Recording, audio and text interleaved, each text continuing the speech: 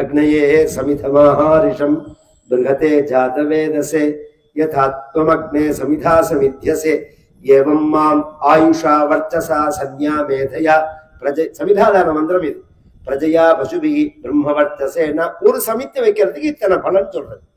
இது எப்படி சார் கிடைக்கும்னு கேட்டா நம்பிதான் ஆகணும். நீங்க சிலதெல்லாம் சாஸ்திரங்கள் எது நம்மால புத்தியினால புரிஞ்சுக்க முடியாதோ அதை தான் சொல்லும்.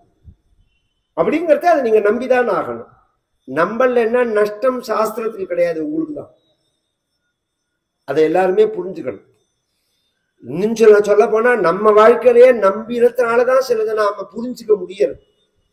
ஒரு குழந்தை பசிக்கிறது வயத்தை வலிக்கிறதுன்னா நீ சாப்பிடல அதனாலதான் உனக்கு வயத்தை வலிக்கிறதுன்னா, சாப்பிட்றதுக்கு வயத்தை வலிக்க என்ன சம்பந்தம்னா, பசிக்கிறதுன்னா சாப்பிட்டா பசி சரியா போகும்னா, சாப்பிட்டா பசி சரியா போகும்னு எனக்கு எப்படி தெரியும், நீ எனக்கு ப்ரூவ் பண்ணு அப்பதான் நான் சாப்பிடுவேன்னு யாராவது சொல்லுவாங்க. சாப்பிட்டா பசி நிவர்த்தி ஆகும்னு எப்படி தெரிஞ்சுக்க முடியும்னா சாப்பிட்டாதான் தெரிஞ்சுக்க முடியும். அது மாதிரி சாஸ்திரங்களால சொல்லப்பட்ட தர்மங்களால இந்த பலன்கள் கிடைக்கும்னு புரிஞ்சுக்கணும்னா அந்த தர்மங்களை செஞ்சாதான் புரிஞ்சுக்க முடியும். தர்மங்களையே செய்யாம நான் நம்ப மாட்டேன்னு சொல்றது பெரிய புத்திசாலித்தனம் இல்லை. இங்க ராமபிரான் சொல்றார், நீ அப்பாவோட இருந்து அப்பாவுக்கு பணிவிட பண்றதுதான் தர்மம், அதுதான் நீ ஏத்துக்கணும் அப்படின்னு கௌசல்ய சொல்றார். சரி, கௌசல்ய அதை ஏத்துக்கிட்டால் பெருமாள் பார்த்துட்டு வந்துருவோம். ஒருத்தர் சொன்ன உடனே இந்த உலகமே பின்னாடி போச்சு. அதே வார்த்தையை இன்னைக்கு சொன்னா நமக்கு எரிச்சலா இருக்கு.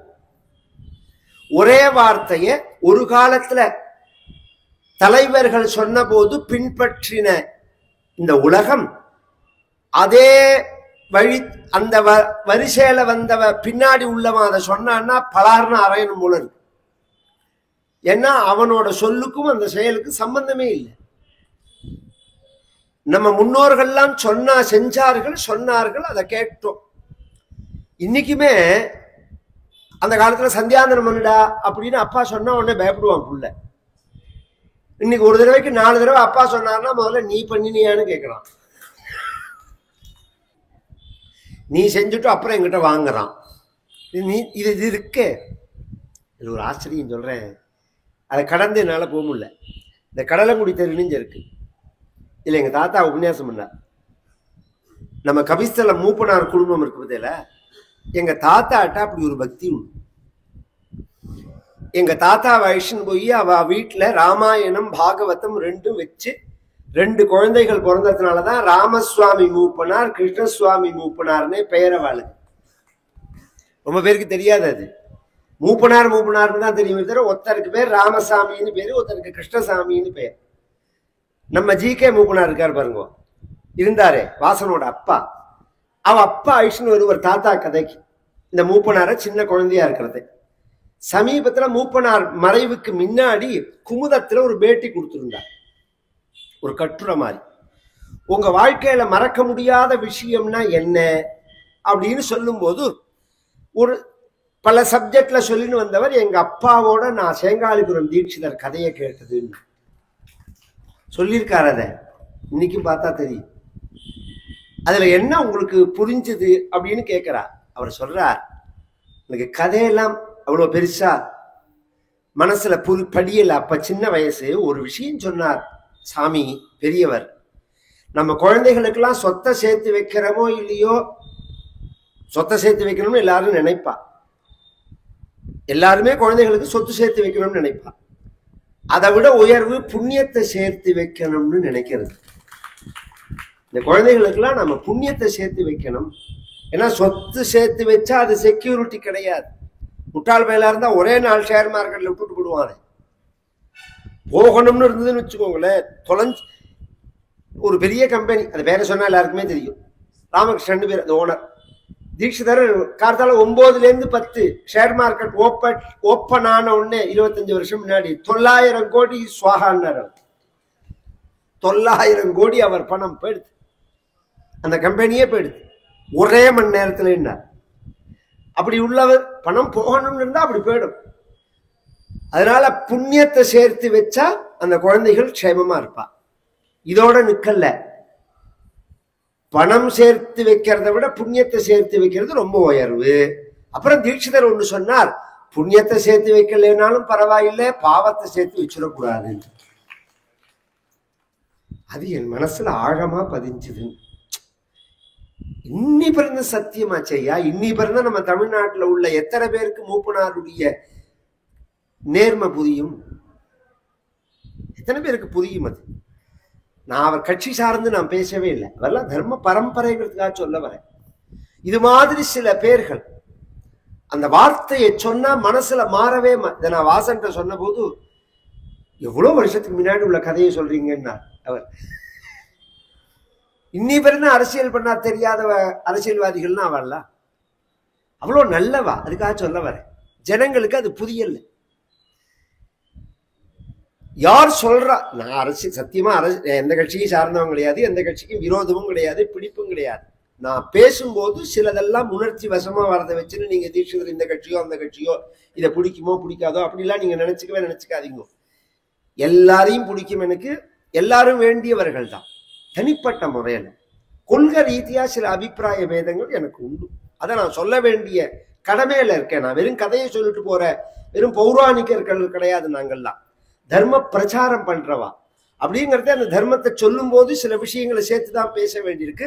இதுல ரொம்ப பேருக்கு வருத்தம் கூட இருக்கு. இந்த யூடியூப் கமெண்ட்ல எல்லாம் கூட வரும், ரொம்ப நன்னா பகவத்குணம் சொல்றேன்னா நீங்க ஏன் இதை கலந்து பேசுறேன்னு கேட்பாவா.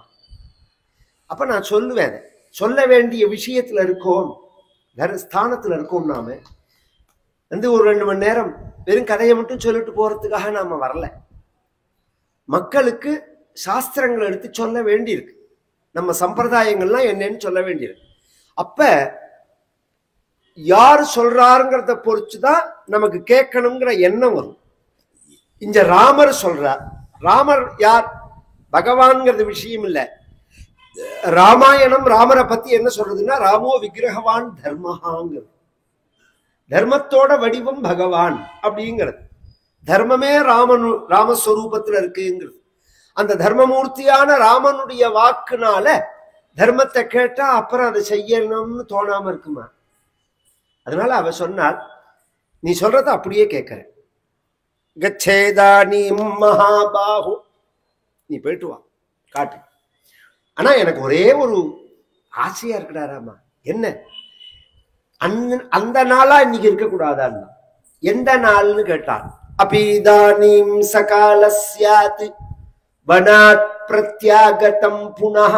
நான் காட்டுக்கு போறேன்னு சொல்ற நாளா இருக்க, காட்டை முடிச்சுன்னு வந்துட்டேன்னு திரும்பி வந்த நாளா இருக்கக்கூடாதான். இந்த ஜூன் 2ங்கிறது 12 ஓப்பனிங் டேட் ஸ்கூல். அன்னைக்கு இந்த பசங்கள்லாம் பேசின்னு போறதை கவனிச்சா தெரியும். இன்னைக்கு ஓப்பனிங் டேட்டா இருக்க, லீவ் விட்டு நாளா இருக்கக்கூடாதாம்பா. ஸ்கூல் ஓப்பனிங் டேட்டா இருக்க, இன்னைக்கு லீவ் விட்ட நாளா இருந்தா நன்னா இருக்குமேம்பா. அது மாதிரி சொல்றா கௌசல்யா. நீ காட்டுக்கு போறேன்னு சொல்ற நாளா இருக்கே, காட்டுல இருந்து நீ திரும்பி வந்த நாளா இருக்கக்கூடாதா அப்படின்னு சொல்லிட்டு சாபனியத்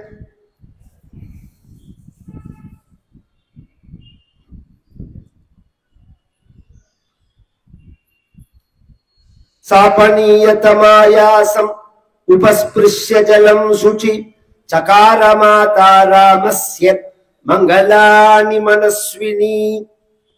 ராமனுக்கு ஆசீர்வாதம் பண்ணணும்.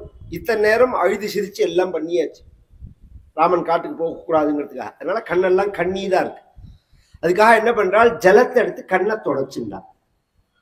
உபஸ்பிருஷ்ய ஜலம் சுச்சி. ஏன்? அழுதுண்டே ஆசீர்வாதம் பண்ணக்கூடாது. அழுதுண்டே ஆசீர்வாதம் பண்ணினா அது தோஷம் இருக்கும்.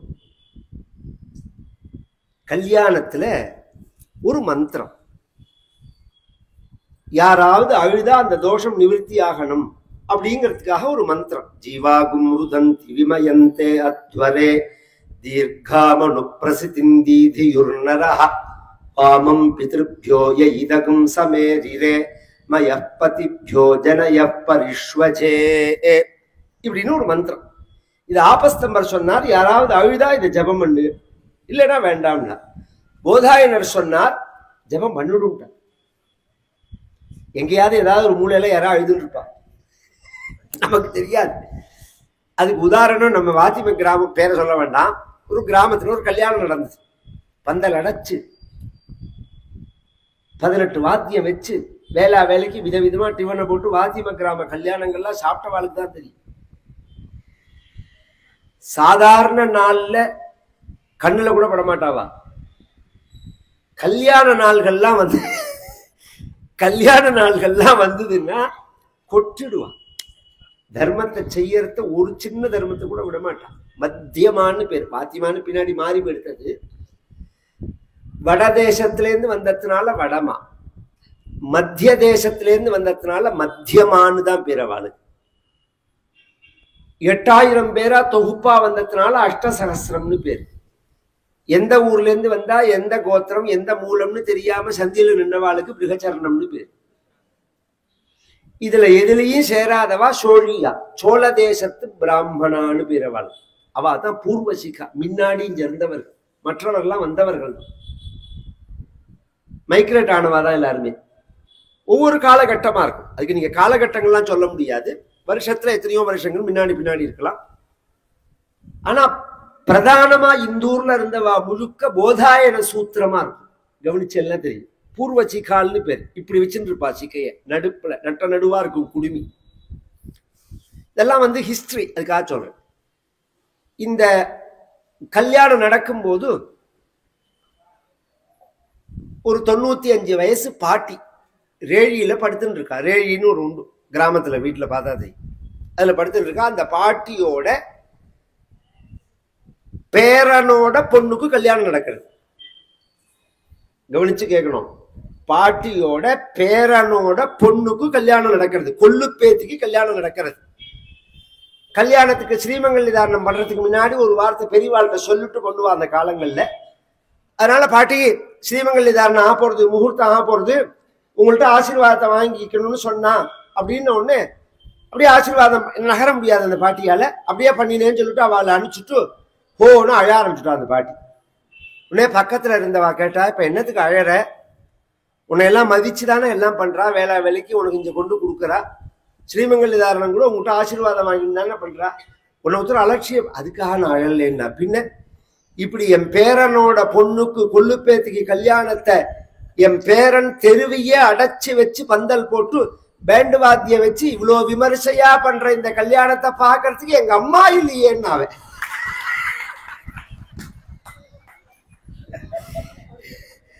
இவளே அதிகப்படி கூடையில் அல்ற மாதிரி இருக்கா. என்னைக்கு கிளம்புவான்னு தெரியாது. இவ அம்மாவை வேற ஸ்வீகாரம் பண்ணிக்கிறான். அழறதுக்கு என்ன காரணமா வேணும்? ஏதோ ஒரு காரணம் அழணும். பந்துக்கள்லாம் இருக்கா பாருங்க, வேணும்னே பிரச்சனை பண்றதுக்குன்னே வருவா கல்யாணத்துக்கு. என்ன நீ கவனிச்சியா? எனக்கு 1000 ரூபாய் குறைச்சு வாங்கி கொடுத்தேன், 500 ரூபாய் குறைச்சு வாங்கி கொடுத்த கூடவே ஆரம்பத்துல இருந்தே ஒரு அழுகவை வச்சு இவாளெல்லாம் சமாதானம் படுத்தினா இந்த தோஷங்கள்லாம் இருக்கு பத்தியில. இதில் எவ்வளவு ரிஷிகள், தீர்க்க தரிசிகள். அதுக்காக சொல்றேன், மகர்ஷிகள் எவ்வளவு தீர்க்க தரிசிகள். கல்யாணத்துல அமங்கலமான காரியம் எதுவுமே நடக்கக்கூடாது. அதனாலதான் நான் போன உடனே இந்த போட்டோகிராஃபரை பார்த்து சொல்லுவேன், நீ எந்த ஆங்கிள் இருந்தா உனக்கு போட்டோ எடுக்க முடியுமோ கரெக்டா நின்றுடும்.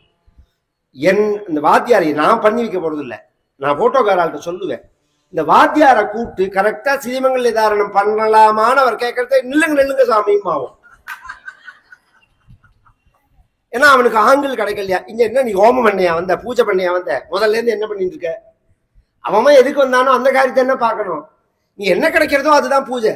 நீ அப்புறம் வேணாலும் அண்ணன்ட்ட கட்டிட்டு போனதுக்கு அப்புறம் 1 நிமிஷம் பிடிச்சிக்கொண்டு போட்டோ பிடிச்சிட்டா சரியா போயிடுது. மங்களமா அனுஜ்ஞை சொல்ற மாதிரி இவனை நில்லுங்கன்னு சொல்றதுக்கு அவன் ஆக்ஷன் வந்தது. இது மாதிரி அமங்கலமெல்லாம் பேசக்கூடாது. இதெல்லாம் நம்ம மதத்துல நம்பிக்கிறோம். நீ 100 விஷயம் சொல்லுவேனா, நீங்க என்னதான் தெய்வம் இல்லை, கோவில் இல்லை, குளம் இல்லை, பெரிய விஷயங்கள்லாம் தெரியலனாலும் இன்னைக்கும் ஜனங்கள் நம்புறது இந்த விஷயங்களை தான். கோவிலுக்கு வந்தா ராமருக்கு அஷ்டோத்திரத்துக்கு கொடுத்தா 108 நாமாவையும் சொல்லி அர்ச்சனை பண்ணினாரான்னு ஜனங்கள் பார்க்காது, தேங்காய் சரியா உடையறதான்னு தான் பார்க்கும். 108 நாமாவை சொல்லி இவர் என்ன அஷ்டோத்திரம் பண்ணினாரான்னு கவனிச்சுட்டு இருக்கு ஜனங்கள். தேங்காய் அதுக்காக தான் கரெக்டா வச்சிருவார் அர்ச்சகர். அது உள்ளிக்காயா இருந்தாலும் கரெக்டா உடையிற மாதிரி அதை வச்சுருவாரு. ஏன்னா இவர் நிலையில கொண்டு வச்சிருவான். அதை 10 காயில ஒரு காய் கொண்டாமலான்னு தான் உடையும், காயே சரியா இருக்காது. நம் ஜனங்களுக்கு அப்படி நம்ம சொன்னா புரியாது. அதை தான் நம்புவான். அழுதுண்டு ஆசீர்வாதம் பண்ணக்கூடாது. அதனால கண்ணை தொடச்சுண்டான். தொடச்சுன்னுட்டு என்ன ஆசீர்வாதம் பண்ணலாம்? பொதுவா இது மாதிரி காட்டுக்கு ராமர் போறான் அப்படின்னு சொன்னா, ராமன் 14 வருஷம் போறான். பாதுகாப்பு தேவை. பாதுகாப்பு தேவைன்னா அந்த ராமனுக்கு பின்னாடி சேனைகள் அனுப்பலாமா? எப்படி அனுப்ப முடியும்னா, இதெல்லாம் ரொம்ப விஸ்தாரமா சொல்றதுனால சொல்றேன். இந்த அயோத்திங்கிறது ரெட்ட நகரம். அது உத்தர கோசலம் தட்சிண கோசலம்னு 2 நகரம். இந்த தட்சிண கோசலத்துக்கு தான் சூரிய வம்சத்துல வரவர்கள்லாம் ராஜாக்கள். உத்தர கோசலத்துக்கு பானுமான்னு ஒரு ராஜா. அந்த பானுமானோட பெண்ணு தான் இந்த கௌசல்யங்கிறவன். அவனுக்கு புள்ள கிடையாது. அவன் என்ன பண்ணா, பக்கத்து நாட்டு அரசனான தசரதனுக்கு, இளவரசனுக்கு தன் பெண்ணை கொடுத்துட்டு தன் தேசத்தையே சீதனமா கொடுத்துட்டான். தசரதர் என்ன பண்ணினார், அவர் காலத்துல அதை ரெட்டைய ஒன்னா பண்ணினார். இன்னைக்குமே அயோத்தி பைசாபாத் அப்படின்னு சொல்றோமோ, ரெட்ட நகரமா தானே அது இருக்கு. ஹைதராபாத் செகந்திராபாத் மாதிரி. அது மாதிரி சிலதெல்லாம் ரெட்ட நகரமா இருக்கும். மதுரையே ரெட்ட நகரம் தான். ரொம்ப பேருக்கு தெரியுமா? மதுரை வேற, கூடல் வேற. கூடல்ங்கிறது தான் ஒரிஜினல் ஒரு காலத்துல. மதுரைங்கிறது காடு, கடம்பவனம். அது பின்னாடிதான் பெருமாள்லாம் இங்க இருக்கிறத கண்டுபிடிச்சு வந்தது. பிராச்சீன கிருதயுகத்து புராணத்தை எடுத்து பார்த்தோம்னா அது ஒரு காடு தான். கூடல்ங்கிறது தான். அதனால கூடல் அழகார்னு சொல்றது. கூடல் கூடல்ங்கிறதே 2 நகரம் சேர்ந்ததுனால பெயர் தான் அது. ஆமா, கூடல்ங்கிறது. இன்னும் நிறைய விஷயம் இதெல்லாம் தான் நாம தெரிஞ்சுக்கணும். குப்பையெல்லாம் தெரிஞ்சு என்ன பிரயோஜனம்? நம்ம தேசத்தை பத்தி, நம்ம மண்ணை பத்தி, நம்ம அரசர்களை பத்தி, நம்ம வரலாறை பத்தி நாம் தெரிஞ்சுக்கணும்.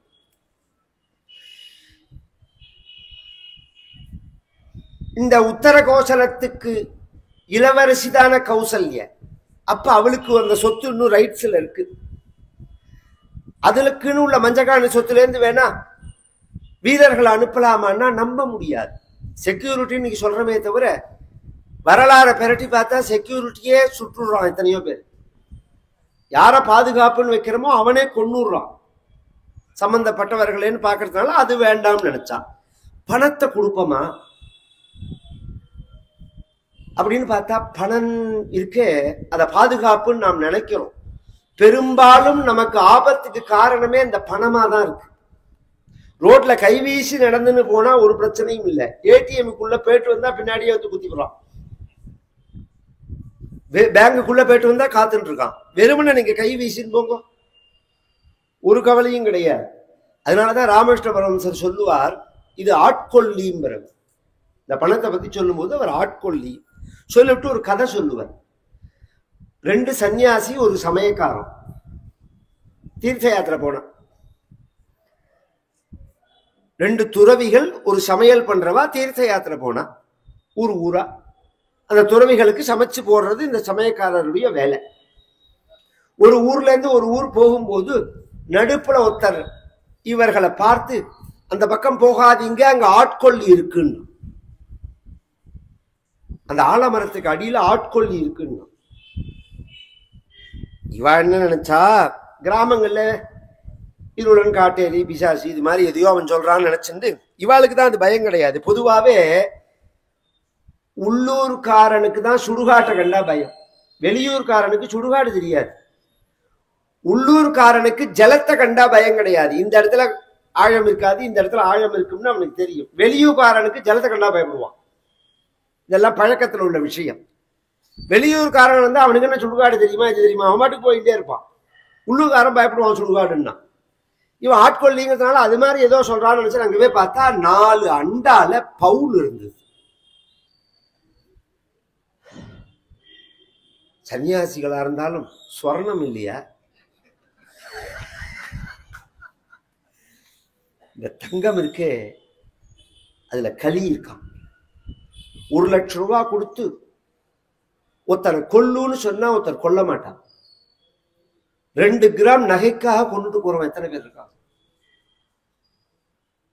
பணத்தை கொடுத்தா அந்த கொலையை செய்யணும் செய்ய மாட்டான். தங்கத்தை பார்த்த உடனே புத்தி கெட்டு போறது பத்தியல.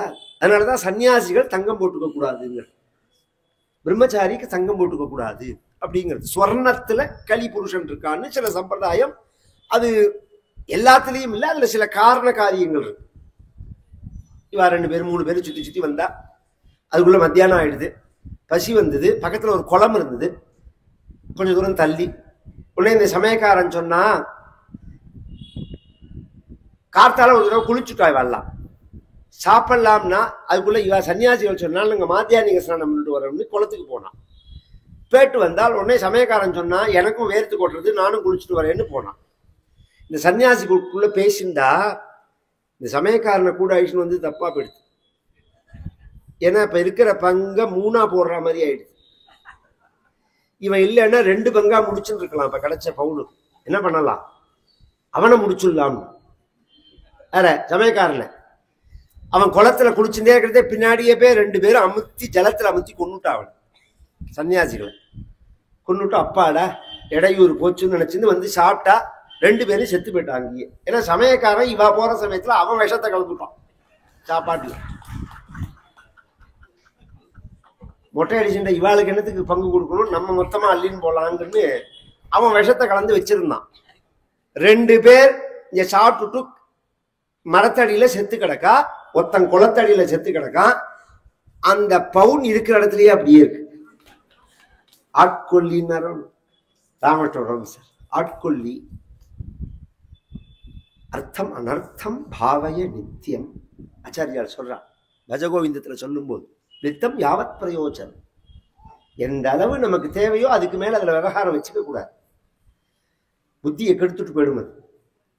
அதனால பணத்தையும் கொடுக்க வேண்டாம், வேற என்ன அனுப்பலாம் ராமனுக்கு அப்படிங்கிறத யோசனை பண்ணிட்டு அவளே சொல்றாள், ராமா எந்த தர்மத்தை நீ உறுதியோடையும் முறையோடையும் கடைபிடிக்கிறாயோ அந்த தர்மமே உன்னை ரட்சிக்கட்டும்னா. எம்பாலயசி தர்மந்த்வம் திருத்யாச்ச நியமேன ச சவைராகவசார்தூல தர்மஸ்த்வாம் அபிரக்ஷது. இது ஒரு ஆச்சரியமான விஷயம். தர்மஸ்துவாம் அபிரக்ஷத்துன்னு சொல்லி நிறுத்தல, திருத்தியாச்ச நியமேனச்ச, எந்த தர்மத்தை முறையோடையும் உறுதியோடையும் கடைபிடிக்கிறாயோ அப்படின்னா தர்மத்துக்கு தகுதி என்ன, அந்த முறைப்படி செய்யணும். அதை தர்மத்துக்கு தகுதி என்ன, நம்பிக்கையோட செய்யணும். அந்த முறை தவறினாலும் தர்மம் முழுசா பலனை கொடுக்காது, நம்பிக்கை இல்லைனாலும் முழுசா பலனை கொடுக்காது. திருப்தி வேணும், நியமம் வேணும். இப்ப உபவாசம்னு வச்சுக்கோங்களேன், உபவாசத்தன்னைக்கு அந்நிய பதார்த்தங்களை பார்க்கக்கூடாது, பேசக்கூடாது, இப்படிலாம் சில நியமங்கள்லாம் இருக்கு. ஒரு பூஜை கீஜை எல்லாம் இப்படிலாம் இருக்கணும்லாம் இருக்கு. ஏன் அப்படிலாம் இருக்கணும்னு இருக்குன்னால் அந்த நியமத்தோட இருந்தாதான் அதை செய்ய முடியும், இல்லைன்னா சலனம் வரும் புத்தியில. உதாரணம் சொல்றேன், நான் வெளியில சாப்பிட மாட்டேன் அப்படிங்கிறது என்னோட நியமம்னா நான் அந்த நியமத்தை கெடுத்துக்கிற மாதிரி உள்ள காரியம் பண்ணக்கூடாது. ஏன் அதுல கெடுத்துக்கிற காரியம் என்னன்னா, இப்படி இந்த கடத்தல இறங்கி நடந்து போனேன்னு வச்சுக்கோங்க, முராரி ஸ்வீட் மாதிரி 4 பட்சண கடை இருந்ததுன்னா அந்த பட்சண கடையில எல்லாம் ஸ்வீட் வச்சிருக்கான் பாருங்க, அதெல்லாம் பிரிட்டானியா டின்னுல வச்சு அவன் வெளியில தெரியாதபடிக்கு மூடி வச்சிருந்து வெளியில ஸ்வீட் கடைன்னு போட்டிருந்தா 1 கிராம் கூட விற்காது. பின்ன என்னத்தினால விற்கிறதுனா நம் கண்ணுக்கு தெரியற மாதிரி வச்சிருக்கா பாருங்க, அது அப்படியே பரத்தி கண்ணுக்கு தெரியற மாதிரி பால்கோவாலேருந்து புஞ்சாலாடுலேருந்து மைசூர் பாகுலேருந்து பக்கோடா வெங்காய பக்கோடாலேருந்து பார்த்தா ருத்ராட்சமும் விபூதியுமா போற தீட்சிதரா இருந்தாலும் முண்டு முரடா இருக்க அந்த வெங்காய பக்கோடா இங்க வாய என்ன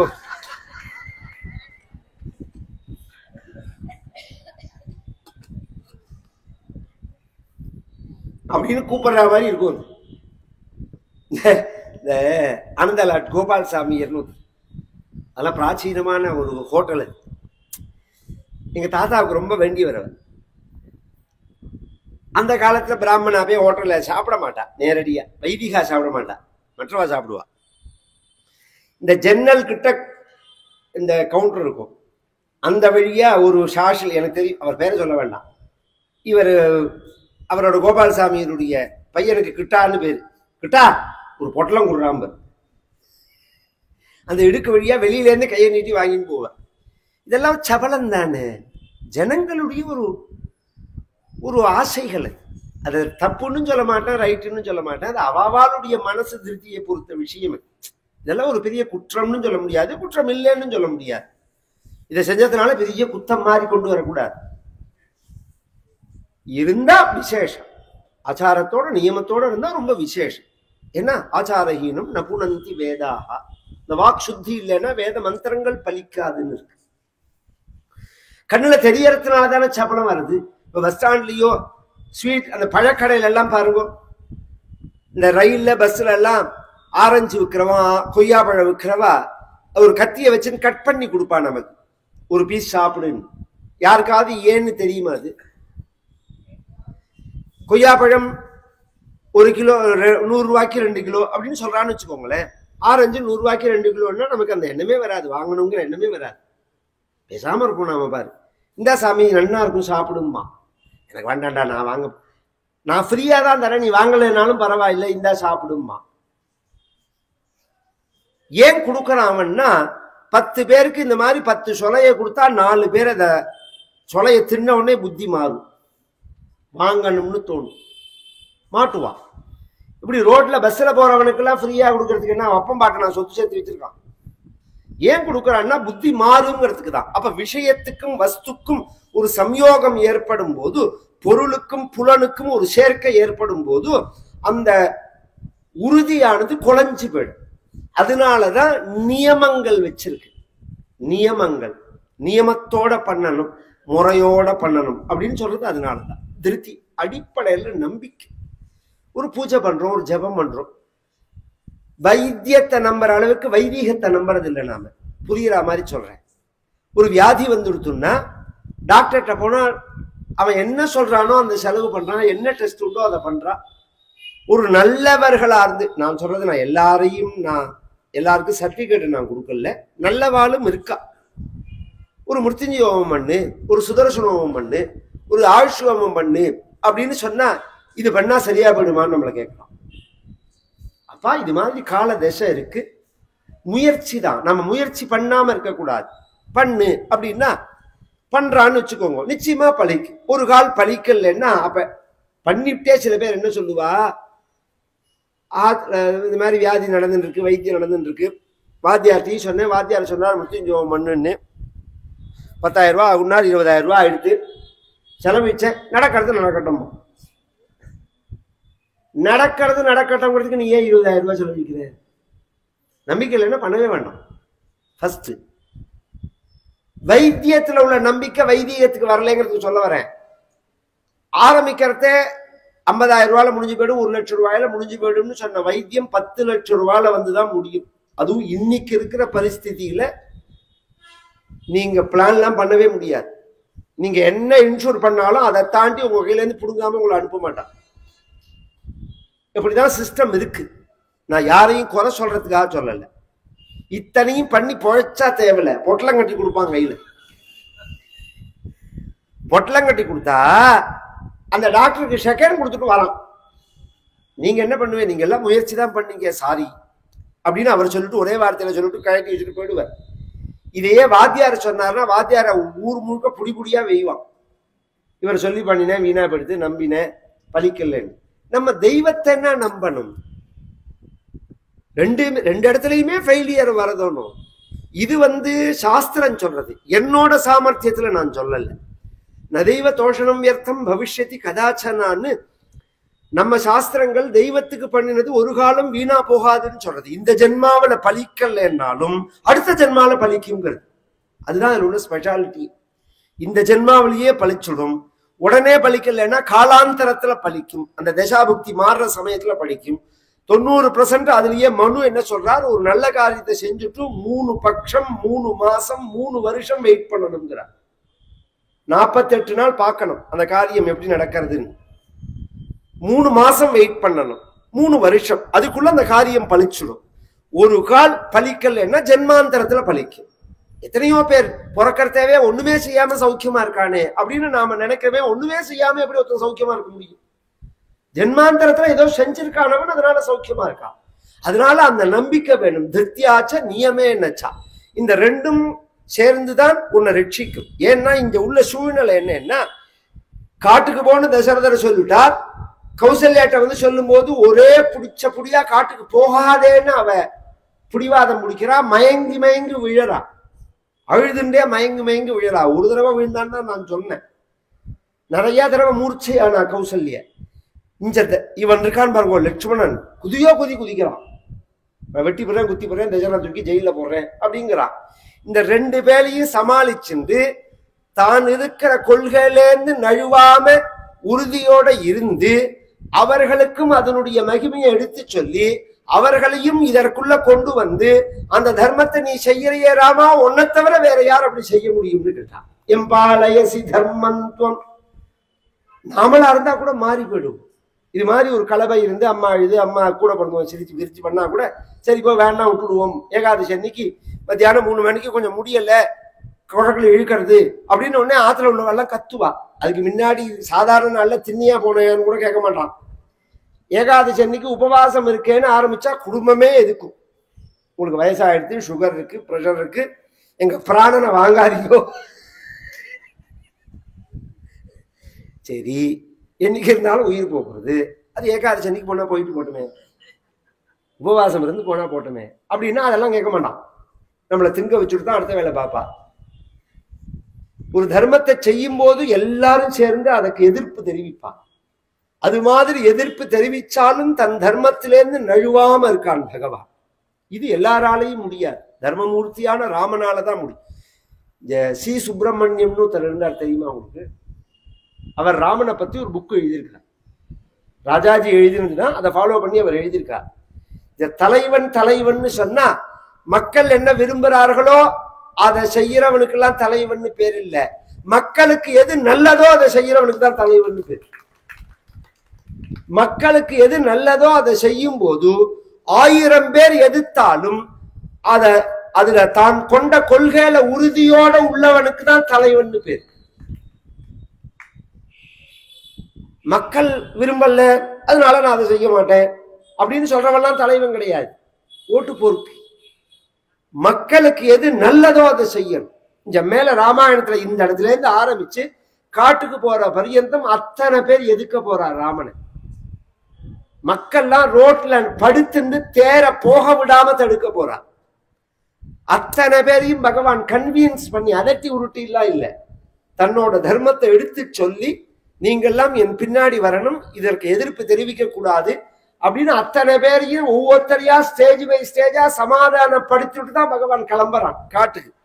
அதனால அந்த ராமனுடைய பெருமையை சொல்றாள். எம்பாலயசி தர்மந்த்வம் திருத்யாச்ச நியமேனச்ச சவைராகவசார்தூல தர்மஸ்த்வாம் அபிரக்ஷது ஏப்யா பிரணமசே புத்ரே தேவேஷ்வாயதனேஷு ச தேசத்வாம் அபிரக்ஷந்து வனே சஹ மஹர்ஷிபிஹி ஸ்கந்தஸ்ச பகவான் தேவஹ சோமஸ்ச ச ப்ரஹஸ்பதிஹ சப்தர்ஷயோ நாரதஸ்ச யே த்வாம் ரக்ஷந்து சர்வதஹ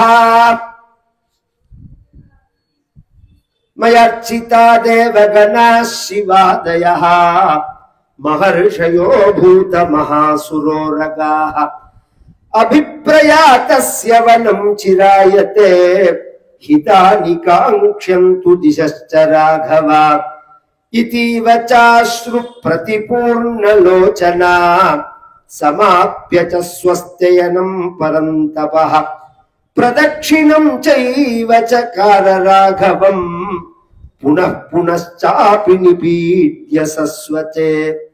வீர வைஷ்ணவமான கிரந்தம் ராமாயணம். இன்னைக்கு பெரியவாள்லாம் வீர வைஷ்ணவர்கள்லாம் உள்ளவர்கள் பிரமாணமா எடுத்து பேசுற கிரந்தம். ஆனா பேதம் இல்லாம பேசிருக்குங்கிறதுக்கு அடையாளம் இவ சொல்றா கௌசல்ய. முருகன் முதலே எத்தனையோ தெய்வங்களை பூஜை பண்ணிருக்கேன், அதெல்லாம் உன்னை ரட்சிக்கட்டும்.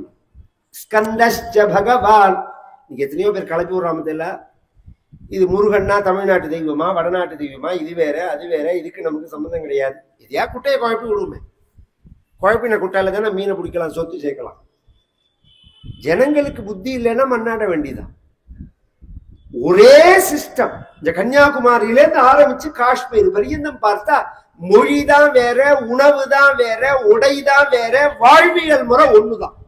அதுதான் ஆச்சரியம். வாழ்வியல் முறை எடுத்துட்டா எல்லாருக்கும் ஒண்ணுதான். வழிபாட்டு தெய்வம் எல்லாரும். பிள்ளையார் கோவில் இல்லாத ஊர் உண்டா? சிவன் கோவில் இல்லாத ஊர் உண்டா? பெருமாள் கோவில் இல்லாத ஊர் உண்டா? மாரியம்மன் கோவில், அம்பாள் பகவதி இல்ல, பேர் வேணா வித்தியாசப்படலாம். பகவதி இல்லாத ஊர் உண்டா? முருகனில் கார்த்திகேயன்னு பேரு வடநாட்டுல. இங்க ஸ்கந்தன்னு சொல்றோம், முருகன்னு சொல்றோம். அங்க கணபதினு பேரு, இங்க பிள்ளையார்னு சொல்றோம். பேர் மாறினதுனால தெய்வம் மாறி போயிடுதுன்னு அர்த்தமா என்ன? எத்தையா கலப்பி விடலாமா? ஏன்னா ஜனங்களுக்கு அதெல்லாம் யார் படிக்க போறா? அதெல்லாம் எங்க தெரிஞ்சுக்க போறா? இதெல்லாம் படிக்கணும்னா இன்னும் பல தலைமுறை தாண்டிதான் அந்த புத்தி எல்லாம் வரும். ஏன்னா அவ்வளோ விஷயம் இருக்கு. அந்த இந்த காலத்திலேருந்து உள்ள, சங்க காலத்திலேருந்து உள்ள நூல்கள்ல எடுத்து இதெல்லாம் பிரமாணமா பேச முடியும். நம்ம ஹிந்து மதம், சனாதன மதம், ஹிந்து மதம்ங்கிற பெயர் பின்னாடி வந்தது. வைதீக மதம்ங்கிறது ஒண்ணுதான். தமிழ்நாட்டுல அதுதான் இருந்தது. இந்த தமிழர்கள் மதம்னு ஒண்ணு தனியா கிடையாது. பொதுவா நம்ம எல்லாருக்கும் வேத மதம் தான். வேதம்தான் பிரமாணமான நூல். அதை எல்லாருமே தெரிஞ்சுக்கணும். வேதத்துல உள்ள கருத்துக்களை நமக்கு எடுத்து சொல்றதுக்காக தமிழ்ல சில நூல்கள் ஏற்படுத்தப்பட்டது. எதை நீ பிரமாணம்னு சொல்றையோ அதற்கு முன்னாடி உள்ள நூல்களே வேதத்தை பத்தி பேசுறது, யாகத்தை பத்தி பேசுறது, இந்திரனை பத்தி பேசுறது, விஷ்ணுவை பத்தி பேசுறது, சிவனை பத்தி பேசுறது, முருகனை பத்தி பேசுறது, வருணனை பத்தி பேசுறது, குபேரனை பத்தி பேசுறது, எல்லாம் பிரமாணமா இருக்கு. அப்படிங்கிறது இதுல என்ன குட்டைய குழப்பற வேலை? நாம தான் தெரிஞ்சுக்கணும். நம்ம முன்னோர்கள் யாரும் இன்னைக்கு வேணா பல தரப்பட்ட கலாச்சாரம் உள்ள வந்திருக்கலாம். அந்த காலங்கள்ல நம்ம கலாச்சாரம்னா நம்ம மதத்துல உள்ளவர்கள்லாம் யோசனை பண்ணாம இருப்பார்களா? எல்லாரையும் மீறி ஒரு காரியத்தை செஞ்சுட முடியுமா? அப்ப அத்தனை கோவில்கள்லாம் நம்ம தேசங்கள்ல கட்டப்பட்டிருக்குன்னா, உதாரணமே பின்னாடி வந்த நாஸ்திகவாதிகள், ஒரு சின்ன உதாரணம் சொல்லிட்டு போறேன். மணியானாலும் திரௌபதியை கொச்சையா பேசுவான். ஆனா தமிழ்நாடு முழுக்க எடுத்து பார்த்தா திரௌபதிக்கு தான் கோவில் கூட. 5 பேரை கல்யாணம் பண்ணா திரௌபதினு சொல்றீங்க. அந்த திரௌபதிக்கு கோவில் கட்டினவன் முட்டாளா? அப்ப திரௌபதினா யாருன்னு தெரிஞ்சுதானே அவன் கட்டின்னு இருக்கான். பஞ்சசக்திமயி தேவி அப்படின்னு சாஸ்திரமங்க. தர்மதேவர், வாயு பகவான், இந்திரன், அஸ்வினி தேவதைகள்னு சொல்ற 5 பேர் தான் பஞ்ச பாண்டவர்களா வந்தது. இவர்களுடைய சக்தி இருக்கு, அது ஒரு சக்தியா வந்தது திரௌபதினு. அதுவும் எதுல இருந்து வந்ததுன்னா நெருப்புல இருந்து வந்தது. அதனாலதான் இன்னைக்கும் திரௌபதி கோவில்ல தீமிதி குண்டம்ங்கிறது உண்டு தமிழ்நாட்டுல. இதெல்லாம் தெரிஞ்சல்லவோ நம்ம முன்னோர்கள் நமக்கு இதெல்லாம் ஏற்படுத்தி கொடுத்துட்டு போயிருக்கார்கள். இவன் ஏதோ வயத்து பொழப்புக்காக பேசுறாங்கிறதுக்காக அது உண்மையாயிடுமா? இங்க சொல்றாள் முருகன் முதலிய எத்தனையோ தெய்வங்கள்லாம். அதுக்கு அடுத்தது சொல்றாள் மயார்ச்சிதா தேவகணா சிவாதயா அப்படிங்கிறார். சிவன் முதலிய எத்தனையோ தெய்வங்களை பூஜை பண்ணிருக்க, எல்லா தெய்வங்களும் உன்னை ரட்சிக்கட்டும். மகரிஷயோ பூமுத்த. இந்த சிவபெருமான கூப்பிடுவானே அப்படின்னா மார்க்கபந்துன்னு பேர் பகவானுக்கு. பகவானுக்கு மார்க்கபந்து, சிவபெருமானுக்கு ஒரு பெயர். மார்க்கபந்து ஸ்தோத்திரம்னு அப்பேதீட்சகர் பண்ணியிருக்கார். அப்படின்னா என்ன அர்த்தம்னா வழியில ரட்சிக்கிறவன் அர்த்தம். அதையும் தாண்டி புதிய மாதிரி சொல்றேன். ராமபிரான் எங்க போறார்? காட்டுக்கு போறார். காட்டுக்கு தெய்வம் யாரு? வனா நாம் பதயே நமோ நமஹ. வேதம் சொல்றது காட்டுக்கெல்லாம் தெய்வம் சிவபெருமான் தான். அதனாலதான் எந்த இடத்துல பார்த்தாலும் காட்டுலதான் சிவன் கோவில் இருக்கும். வேதாரண்யம், சம்பகாரண்யம், அந்த தில்லை வனம், எங்க பார்த்தாலும் வனத்துலதான் சிவன் கோவில் இருக்கும்.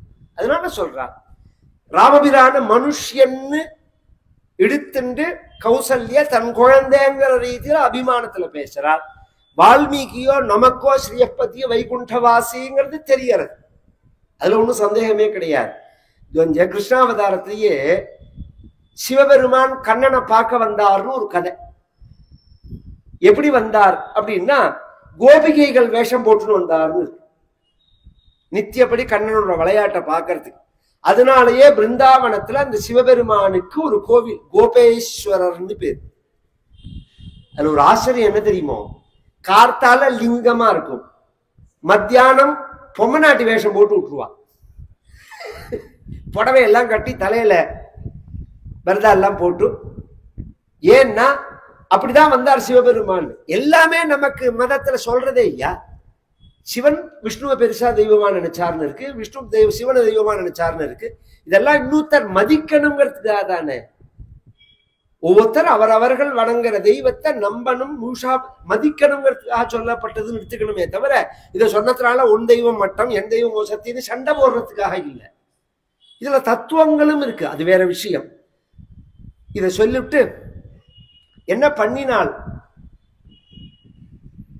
இதிவச்சாஸ்ரு பிரதிபூர்ண லோச்சனா சமாப்ய ச ஸ்வஸ்தயனம் யதா விதி பிரதக்ஷிணம் சைவ சகார ராகவம் புனః புனச்சாபி நிபீட்ய சஸ்வஜே. அந்த ராமனை 3 பிரதட்சிணம் பண்ணினான் அப்படின்னு இருக்கு. ராமனை கௌசல்ய பிரதட்சிணம் பண்ணினால் அப்படின்னு நான் இன்னைக்கு கதையில சொன்னேன்னா, ஒரு கதை கேட்கிற 15 வயசு பயலுக்கு குழந்தைகளுக்கு ராமாயணம் நான் சொன்னது புரிஞ்சுதோ இல்லையோ, கதை சொல்றவர் என்ன சொன்னார், பிள்ளைய உட்காந்து வச்சு அம்மா பிரதட்சிணம் பண்ணினார்னு சொன்னார். அப்ப நான் உட்காந்துக்கிறேன், நீ என்ன பிரதட்சிணம் பண்ணு அப்படின்னு நக்கலா சொல்லுவான். இந்த பிரதட்சிணம் அந்த பிரதட்சிணம் இல்லை, யானி காணிச்ச பாபானி இல்லை. பின்ன ஒரு கல்யாணத்துல, அதுவும் பிராமண கல்யாணத்துல மாலை மாத்தி ஊஞ்சல் ஆடின உடனே ஊஞ்சல்ல வச்சு பெண்ணை பெத்த அம்மாவும் பிள்ளைய பெத்த அம்மாவும் கையில ஜலமும் தீபமும் வச்சுன்னு பிரதட்சிணம் பண்ணுவா, பார்த்திருக்கல? அந்த பிரதட்சிணம் இது. அவ்வளவு தூரம் வேண்டாம். சுவாமி பரப்பாடு முடிஞ்சு வாசல் கிட்ட வந்த உடனே அந்த மேலக்கார அந்த சுவாமியை பிரதட்சிணம் பண்ணுவா, பார்த்திருக்கல? இதுக்கு ரக்ஷேன்னு பேரு. இது ரக்ஷேன்னு பேரு. சுவாமிக்கே திருஷ்டி கழிச்சு தேங்காய் உடைச்சுட்டு தான் உள்ள கொண்டு போவா. புறப்பாடு முடிஞ்சு வந்தாலும் சுவாமிக்கு ரக்ஷ பண்ணி தான் வெளியில அனுப்புவாள். உள்ள வந்தாலும் தேங்காய் உடைச்சுட்டு தான் உள்ள அழிச்சுட்டு வருவாள், திருஷ்டி கழிச்சுட்டு தான். இதெல்லாம் நம்மளுடைய சாஸ்திரங்கள்ல உள்ள நம்பிக்கை நமக்கு. அப்ப ராமனுக்கு ரக்ஷாபந்தனம் பண்றா. இவ பண்ணின ஆசீர்வாதம், இந்த தர்மம், இந்த ரக்ஷாபந்தனம், பின்னாடி தண்டகாரண்யத்தில் உள்ள மகரிஷிகள் பண்ணின ஆசீர்வாதம், இதெல்லாம் தான் ராமன் திரும்பி வர்றதுக்கு காரணமா இருக்கு. ராமனை மனிதனா வச்சு இந்த கதையை நாம பார்த்தோம்னா 1% கூட திரும்பி வர்றதுக்கு சான்ஸ் கிடையாது. 1% கூட திரும்பி வர்றதுக்கு சான்ஸ் கிடையாது. வாலியை ஜெயிக்க முடியுமா? சேத்துபந்தம் பண்ண முடியுமா? ஒரு நாகபாசத்துக்கு விமோச்சனம் உண்டா? சக்தியாயுதத்துக்கு விமோச்சனம் உண்டா? பிரம்மாஸ்திரத்துக்கு விமோச்சனம் உண்டா? எத்தனை பெரிய ஆபத்துகள் எல்லாம் தாண்டி பகவான் வெளியில வரான். பிராக்டிகலா யோசனை பண்ணினா இதெல்லாம் தாண்டி பகவான் வந்தான் அப்படின்னு சொன்னா நாம புரிஞ்சுக்கணும். பகவான் எடுத்துட்டா அந்த விஷயமே வேற. அந்த சப்ஜெக்டுக்குள்ள நான் போகவே இல்லை. பெருமாள் எடுத்துட்டா பெருமாளுக்கு ஒண்ணுமே வேண்டாம். இத ஒரு கதையா பகவான் காமிக்கிறது நமக்கு எப்படி நமஸ்காரம் பண்ணணும், எப்படி தோப்புக்கரணம் போடணும்னு ஒரு அப்பா அம்மா குழந்தைக்கு தோப்புக்கரணம் போட்டு காமிக்கிறார். இப்ப குற்றம் பண்ணினது குழந்தையா அப்பா அம்மாவா? ஒரு குற்றம் பண்ண குழந்தைக்கு தோப்புக்கரணம் போடுறதுன்னா எப்படின்னு அப்பா அம்மா போட்டு காமிச்சான்னா, அங்க தப்பு பண்ணினது அப்பா அம்மாவா குழந்தையா? அப்பா போட்டு காமிக்கிறார். அப்பா தப்பு பண்ணதா குழந்தை தப்பு பண்ணதா? குழந்தை தான் தப்பு பண்ணினது. தோப்புக்கரணம் எப்படி போடுறதுன்னு அதுக்கு தெரியாது. அப்பா ஒண்ணுமே தப்பு பண்ணல. தப்பு பண்ணினா ஒரே ஒரு தப்பு, இவனை குழந்தையா பெற்றதுதான். ஏன் போட்டு காமிக்கிறார்? போட்டு காமிச்சாதான் அவனுக்கு புரியும். அது மாதிரி நம்ம எப்படி வாழணுங்கிறதுக்காக நம்மளுடைய தந்தையான பகவான் வந்து நடிச்சு காமிச்சுக்கிறோம். இப்படி வாழணும் அப்படிங்கிறதுக்காக இப்படி பிரதட்சணம் பண்ணி பகவானை ரக்ஷாபந்தனம் பண்ணி வேப்பலை சொருகி முடிகையரை கட்டி இங்க தாத்தா சொல்லுவதெல்லாம். இதுக்கெல்லாம் பிரமாணம் ஸ்தல புராணங்கள். நான் நேற்று எதிலுமே சொல்லலையா, தில்லை விழாகமே பார்த்தா காலில் ரக்ஷ கட்டியிருப்பான். இது கௌசல்ய கட்சின ரட்ச அப்படிங்கிற அர்ச்சகரங்க. அது மாதிரி எல்லாம் பகவானுக்கு பண்ணி அனுப்புறார். பகவானும் 2 பேரை சமாளிக்கணும்னு சொன்னாரோனோ, மலை மாதிரி அதுல ஒரு பாதியை சரி பண்ணியாச்சு அம்மாவை. அதுக்கு அடுத்த பாதி சீதை. பகவான் எங்க போனான்? சீதையை நோக்கி தன் வீட்டுக்கு போனான்னு சொல்லல. இங்க ஜகாம சீதா நிலையம் அப்படின்னு இருக்கு. ஆச்சரியமான பதம். சீதையோட வீட்டை நோக்கி போனான்னு இருக்கு. அப்ப ராமர் வாழ்ந்த வீடு வேற, சீதை வாழ்ந்த வீடு வேறையா? அப்பயே அந்த காலத்திலேயே 2 பேரும் தனித்தனியா வாழ்ந்துருக்காளா? அப்படி அர்த்தம் இல்ல. ஹிந்து மதத்துல கோடிக்கணக்கா சம்பாதிச்சாலும் ஒரு ஆண், கோடிக்கணக்கான ரூபா போட்டு பணத்தை கட்டினாலும் அந்த வீட்டுக்கு சொந்தக்காரி யாருன்னா பெண் தான். இந்து மதத்தை பொறுத்தவரை மனைவி தான் வீட்டுக்கு சொந்தக்காரி. கிரகப்பிரவேசத்துக்கு நாள் பார்க்கறதே மனைவி நட்சத்திரத்துக்கு தானே தவிர கணவனுக்கு அதுல சம்பந்தமே கிடையாது. நகிருகம் கிரகமித்யாகு கிரகிணி கிரகம் உச்சியதே. கிரகம் இல்லம்னு சொல்ற மத்தியில தமிழ்ல இல்லம்ங்கிறமே. மனைவிக்கு என்ன பெயர்? இல்லாள்னு பேரு. கணவனுக்கு அப்ப என்ன பேர் வரணும்? இல்லான்னு வந்தா பிச்சைக்காரன்னு அர்த்தம். இல்லானே இல்லாலும் வேண்டான். இல்லாளுங்கிறதுனாலதான் இல்லம்னு பெயரே. கிரகிணிங்கிறதுனாலதான் கிரகம்னு பேர். அப்ப வீட்டுக்கு ஹிந்து மதத்துல பெண்களுக்கு எவ்வளவு முக்கியத்துவங்கிறதுக்காக சொல்லவர். எவனோ சொன்னாங்கிறதெல்லாம் கேட்க கூடாது. அந்த வீடுன்னா அந்த வீட்டுக்கு உரிமை, முழு உரிமையும் பெண்களுக்கு தான். அதனால சீத்தை வீட்டை நோக்கி ராமர் போனார். அங்க போய் என்ன பண்ணினார்? நாளை சாயங்காலம் 6:30 மணிக்கு